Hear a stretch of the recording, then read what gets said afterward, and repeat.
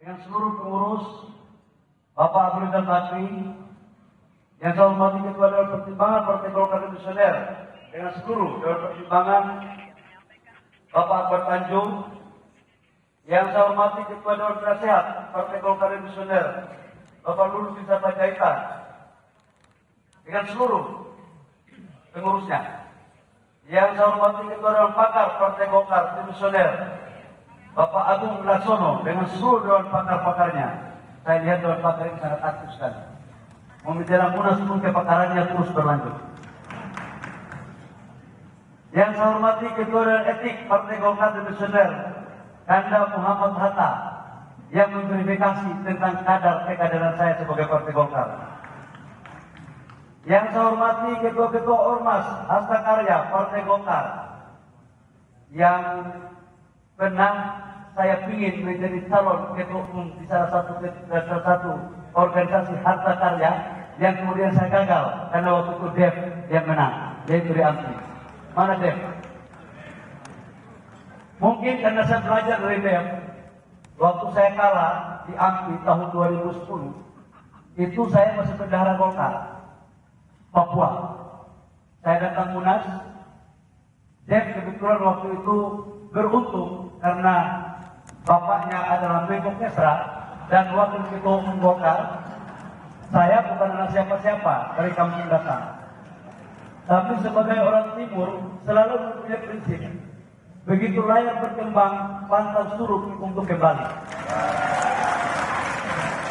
Dan kemudian waktu itu Dev, sahabat saya, adalah orang hebat, dan dia terpilih menjadi ketua umum lewat sebuah proses kompetisi yang sangat sehat. Sejak itu saya menganggap dia bahwa dia adalah sahabat saya yang hebat dan patut kita contohi. Pelajaran itu mengingatkan saya 14 tahun lalu. Sebagai kader Golkar yang mempunyai doktrin perjuangan, ternyata pelajaran itu saya tidak pernah terhapus dalam ingatan saya. Saya tahu betul dan saya mulai meneguhkan keyakinan saya. Saya kalah di AMPI, tapi suatu saat saya akan kembali ke Selipi untuk memimpin Partai Golkar. Itulah sejarahnya kira-kira. Dan memang Golkar ini nggak bisa kita hindari bahwa memang ada proses kolaborasi yang efektif dengan pemerintah. Karena dulu kalau Dev tidak didukung oleh 7 gubernur, belum tentu Dev menang menjadi ketua AMPI.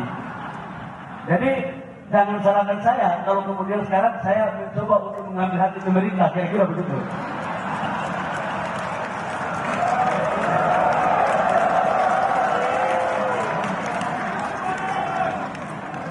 Yang saya hormati Ketua DPD Golkar Provinsi seluruh Indonesia yang saya cintai.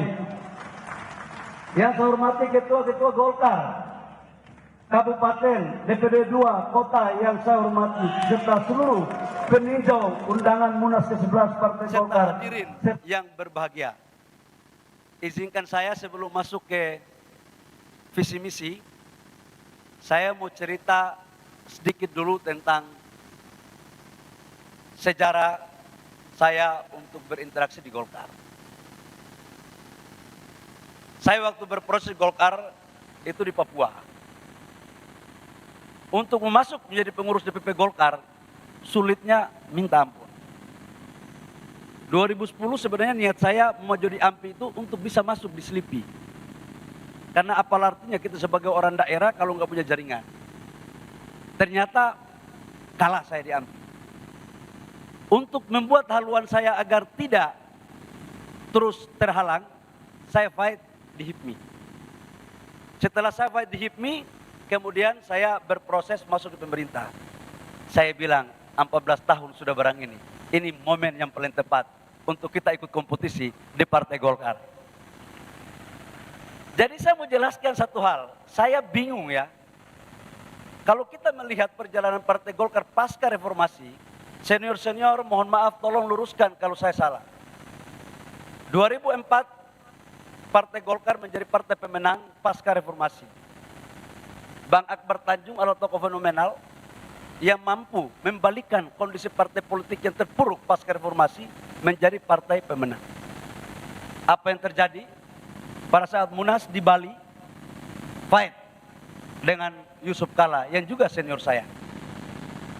Pertarungan terjadi, Pak JK menang. Pak JK menang pun karena memang ada kedekatan dengan pemerintah. Beliau adalah wakil presiden. SBY adalah presidennya. Begitu terjadi selesai, muncul Pak Abu Rizal Bakri. Fight dengan Pak Surya Paloh. Pak Surya Paloh pasti waktu itu mendapat dukungan Pak JK. Tapi Pak JK udah selesai jadi wapres. Pak Ical didukung oleh Pak SBY. Dan kemudian Pak Ical juga menang. Setelah Pak Ical selesai, muncul Pak Setia Novanto lewat Munaslup. Pak, waktu itu posisi Pak Novanto sebagai ketua DPR, dekat sama Pak Jokowi. Alhamdulillah juga menang. Begitu selesai, kemudian zamannya Pak Erlangga. Pak Erlangga juga menang karena memang waktu itu dekat sama presiden sebagai menteri perindustrian. Nah, kemudian saya muncul untuk menjadi salah satu kompetitor. Mazhab saya sebenarnya mazhab kompetisi. Karena memang sejak saya lahir, kalau tidak berjuang untuk mendapatkan sesuatu rezeki, nggak bisa makan saya. Karena pernah busung lapar waktu saya kuliah. Jadi memang mazhab saya mazhab kompetisi. Nah, ketiga, proses Munas Golkar kali ini, saya dianggap pun mendapat dukungan dari pemerintah. Dan dianggap itu salah. Pertanyaan berikut adalah, kenapa calon-calon terdahulu tidak dinyatakan salah, kok saya dinyatakan salah? Apa yang membuat seperti itu? Apakah karena memang saya adalah kader dari Ufuk Timur yang bukan anak siapa-siapa di Jakarta ini? Apakah memang pengurus DPD 1 Golkar se-Indonesia nggak boleh mencalonkan diri sebagai calon ketua umum DPP Golkar? Saya pikir lewat sebuah pemikiran-pemikiran besar, Golkar dilahirkan sebagai instrumen politik pemerintah dalam pembangunan bangsa. Maka saya pikir Golkar harus kembali kepada kita perjuangannya sebagai doktrin karya kekaryaan dan suara rakyat adalah suara Golkar. Dalam perspektif itulah kemudian izinkan saya untuk menyampaikan beberapa gagasan besar terkait dengan Golkar ke depan. Ngeri kali, baru calon ketua umum Pak Yahya Zaini sudah kasih banyak sekali pidatonya. Ampun saya Pak Yahya. Bapak Ibu semua, saya berkeyakinan untuk Partai Golkar ke depan, untuk bisa melakukan transformasi, harus tetap berpijak pada cita-cita dalam platform perjuangan.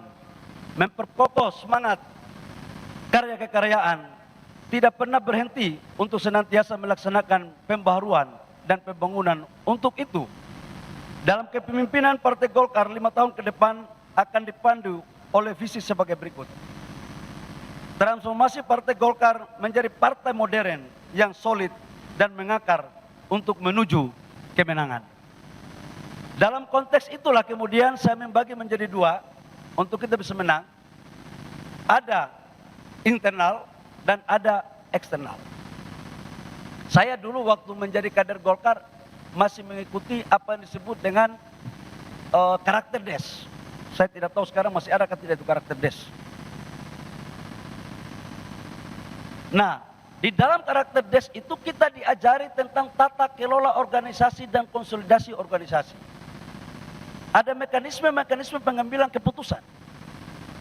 Dan karena itu, teman-teman semua, dalam konsolidasi organisasi ke depan, tidak hanya kita lakukan di lewat DPP, tapi juga konsolidasi pada tingkat kecamatan, desa, kabupaten, dan provinsi. Kembalikan musda-musda itu dilakukan di daerah. Jangan lagi dilakukan musda-musda itu di Slipi. Itu menurut saya pelajaran yang harus kita luruskan bersama-sama. Konsolidasi di daerah itu harus terjadi karena itulah kekuatan besar pada partai ini. Partai ini harus menjadi platform perjuangan dan menjadi pelopor pembuat ide. Dan itu sudah terjadi sejak lama. Saya berjanji kepada Bapak Ibu semua, insya Allah kalau saya terpilih, maka saya akan datang di seluruh kabupaten kota dan provinsi di seluruh Indonesia. Karena yang tahu susahnya daerah itu hanya orang atau kader yang pernah berproses dari daerah. Setuju? Mekanisme pengambilan keputusan partai tidak boleh dibuat hanya oleh sekelompok orang. Karena PO, anggaran dasar, Juknak, Juklak, Juknis, semua sudah ada. Tinggal jangan sampai orang Papua bilang tulis lain, baca lain, bikin lain. Saya jujur tidak seperti itu. Ke depan Golkar harus dijadikan sebagai bagian daripada instrumen dinamika berpolitik. Karena Golkar ini, tokoh-tokoh Golkarnya luar biasa kecerdasan politiknya. Jangankan kader Golkar, Office Boy aja di Sleepy pasti punya kemampuan politik lebih tinggi daripada partai-partai baru yang muncul. Ini tukang olah juga. Jadi udahlah, kita Golkar ini masing-masing tahu baku tahu lah, udah. Nanti kalau kita ada hebat paten kita keluar 10 langkah, jangan dengar dia. Udah ini. Jadi udahlah, kita transparan aja, kita santai aja. Itu. Nggak usah dibuat pusing-pusing. Jadi aturan sudah ada, ini yang kita pakai. Database, pengkaderan, ini harus jalan, harus penyesuaian dengan perkembangan zaman. Sudah ada sosmed, sudah ada IT. Ini yang kita harus adaptif. Bapak Ibu semua, tantangan kita ke depan dalam konteks konsolidasi internal, pada 2029, jumlah pemilih itu dari 17 tahun sampai 50 tahun, itu 72%. Market kita itu di situ. Jadi kalau kita tidak mampu melakukan penyesuaian dalam rangka bagaimana meraih pemikiran mereka dan simpati mereka, maka kita tidak akan bisa menjadi partai yang lebih baik dari sekarang. Karena penentukan pemilih itu adalah mereka sendiri. Dalam perspektif itu, saya ingin membagi menjadi 3 bagian besar nanti ke depan. Yang pertama adalah struktur yang membidangi organisasi dan kepartaian. Yang kedua adalah struktur yang membidangi pemenangan pemilu. Karena ujungnya adalah kita harus mendapatkan bagian daripada efek elektoral.